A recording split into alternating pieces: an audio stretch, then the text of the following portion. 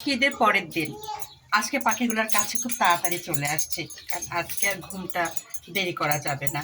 যার ফলে পাখিরাও দেখুন কত আনন্দ করছে, এই দেখুন। আর এখানে আরেকটা পাখি আছে, কালারটা খুব সুন্দর, এই দেখুন ও আমাকে দেখে লুকিয়ে পড়ছে, এই দেখুন। আজকে ঈদের পরের দিন, আজকে সবার ঘরে ঘরে ব্যস্ততা। আর রোজার মাসের মতো ঘুমানো যাবে না, ঘুম থেকে তাড়াতাড়ি উঠতে হবে, সবাইকে নাস্তা দিতে হবে, সবার নাস্তা রেডি করতে হবে। এই হলো আমাদের মহিলাদের জীবন শুরু হয়ে গেল আজকে থেকে। 30টা দিন ভালোই ছিলাম, আল্লাহর রহমতের দিন, শান্তিতেই ছিলাম। কিন্তু এখন শুরু হলো ব্যস্ত জীবন।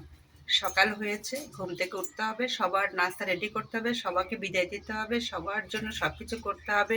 সকালের খাবার, দুপুরের খাবার সব রেডি করতে হবে, তারপরে আপনি রিল্যাক্সে যাবেন। তার মানে শুরু হয়ে গেল আমাদের ব্যস্ত জীবন। এর জন্য বলছি আজকের দিনটা একটু ভিন্ন রকমই লাগছে।